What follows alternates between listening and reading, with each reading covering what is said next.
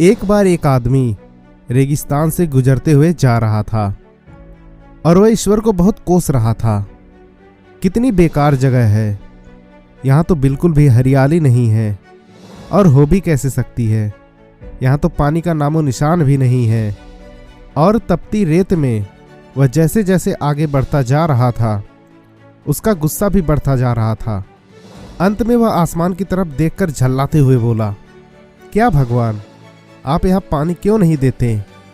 अगर यहाँ पानी होता तो कोई भी यहाँ पर पेड़ पौधे उगा सकता था और तब यह जगह भी कितनी खूबसूरत लगती। ऐसा बोलकर वह आसमान की तरफ देखता ही जा रहा था, मानो वह भगवान की उत्तर की प्रतीक्षा कर रहा हो। तभी एक चमत्कार होता है। नज़र झुकाते ही उसके सामने एक कुआं नजर आ जाता है। वह उस इलाके में बरसों से आ जा रहा था, पर आज तक वहां उसे कोई कुआं दिखाई नहीं था। वह आश्चर्य में पड़ गया और दौड़कर कुएं के पास गया और कुआं लबालब पानी से भरा हुआ था। उसने एक बार फिर आसमान की तरफ देखा और पानी के लिए धन्यवाद करने के बजाय वह बोलता है, पानी तो ठीक है, लेकिन इसे निकालने के लिए कोई उपाय भी तो होना चाहिए। वह ऐसा सोच ही रहा था कहने के लिए कि उसे कुएं के बगल में पड़ी रस्सी और बाल्टी दिख गई। एक बार फिर से उसे अपनी आंखों पर यकीन ही नहीं हुआ।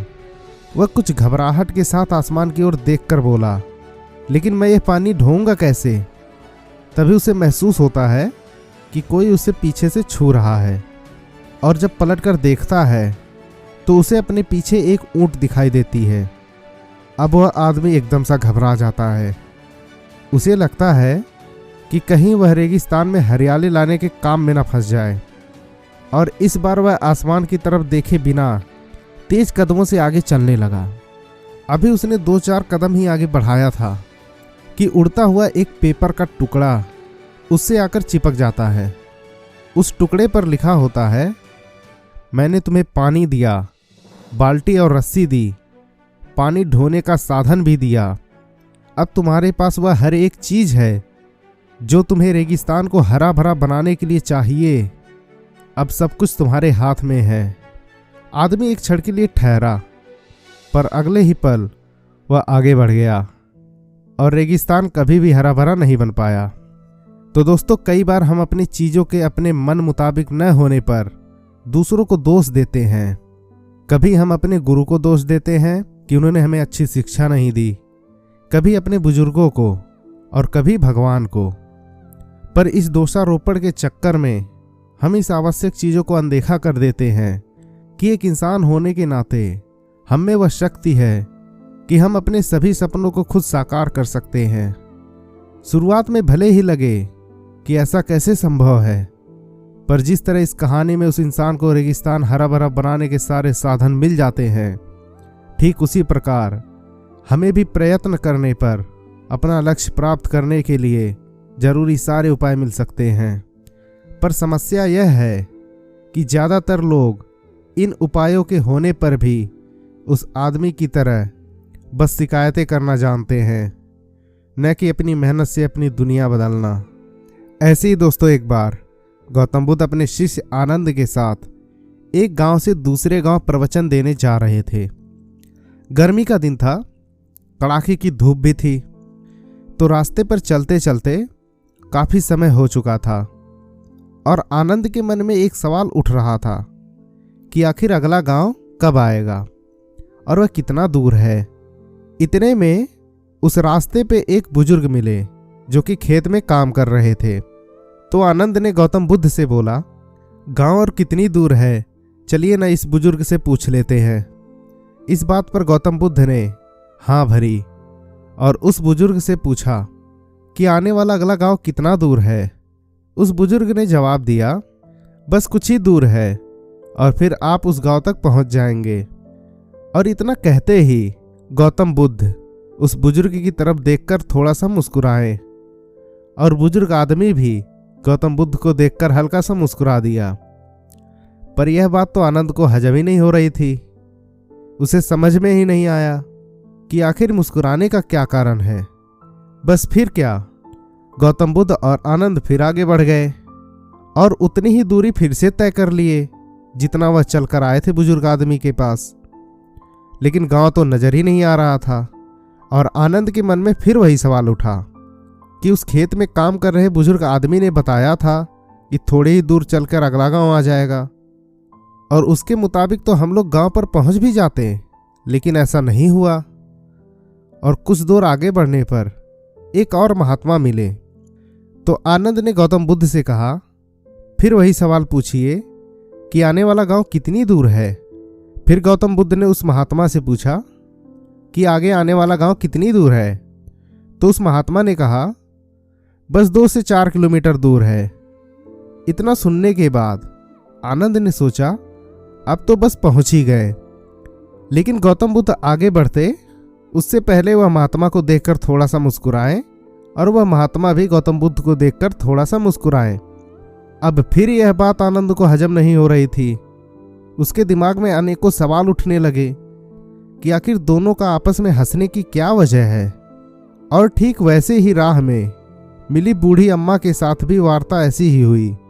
अब आनंद के सब्र का बांध टूटने लगा, और कुछ दूर जाकर आनंद ने जो अपने कंधे पर सामान उठाकर रखा था उसको जमीन पर पटकते हुए कहा, हे प्रभु, वैसे तो आप कहते हैं कि बेवजह सवाल करना सही नहीं होता, पर फिर भी मेरे मन में एक सवाल काफी समय से खाए जा रहा है कि हम जिससे भी रास्ता पूछ रहे हैं वह बस यही कह रहा है कि थोड़ी दूर चलकर गांव आ जाएगा, और कभी उन्हें देखकर आप मुस्कुराते हैं, कभी वह देखकर आपको मुस्कुराते हैं। इस चीज को कृपया मुझे समझाएं। और इतना सुनते ही भगवान बुद्ध ने आनंद से कहा, आनंद, जिस गांव की ओर हम जा रहे हैं इस रास्ते पर मैं पहले भी आ चुका हूं, और यहां से गांव की दूरी मुझे पता है, और यह बात राह में मिले हर व्यक्ति भी जानते थे। बस इसीलिए वह मुझे देखकर मुस्कुराते थे, और मैं उन्हें। जिस तरह हम लोगों को अपने लक्ष्य प्राप्ति के लिए उन्हें उपदेश देते हैं और उन्हें अपने जीवन पथ पर सफलता हेतु निरंतर चलने को प्रेरित करते हैं, बिल्कुल राह में मिले हर एक व्यक्ति हमें हमारे कार्य पथ पर हमारे मंजिल की ओर निरंतर बढ़ते रहने का उपदेश दे रहे थे। भगवान बुद्ध की इस बात को सुनकर आनंद मुस्कुरा उठा और गांव की ओर चल दिया। दोस्तों, जैसी कि कहानी में भगवान बुद्ध और आनंद को कई लोग मिले जो उन्हें उनके मार्ग पर जाने के लिए प्रेरित किया करते हैं, बिल्कुल हमें भी हमारे जीवन में आगे जाने के लिए कई तरह से प्रेरणाएं मिलती रहती हैं, और हमें उसे स्वीकार करना चाहिए और हमेशा आगे बढ़ते रहना चाहिए, और ईश्वर को कभी नहीं कोसना चाहिए। क्योंकि जीवन में अगर आगे बढ़ना है तो हमें धैर्य तो रखना ही पड़ेगा, और अपने आप पे विश्वास भी रखना पड़ेगा, ना कि दूसरे को शिकायत करें। लेकिन आपके माइंड में जब दूसरे व्यक्ति के बारे में शिकायत घूमेगी तो इससे आपका समय ही नष्ट होगा।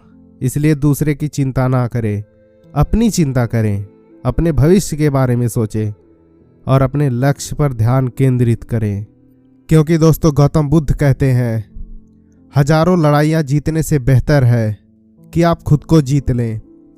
फिर वह जीत आपकी होगी जिसे कोई आपसे छीन नहीं सकता, ना कोई देवदूत और ना कोई राक्षस। हमारे वास्तविक जीवन की सबसे बड़ी विफलता है हमारा असत्यवादी होना। इसलिए जीवन में हमेशा मधुर वाणी का प्रयोग करें, सत्यवादी रहें।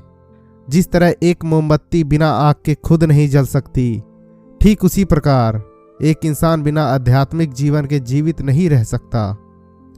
हम सब बोलते हैं तो हमें अपने शब्दों को देखभाल कर चुनना चाहिए कि सुनने वाले पर उसका क्या प्रभाव पड़ेगा। आपको जो कुछ मिला है उस पर घमंड न करो और न ही दूसरों से ईर्ष्या करो। घमंड और ईर्ष्या करने वाले लोगों को कभी भी मन की शांति नहीं मिलती।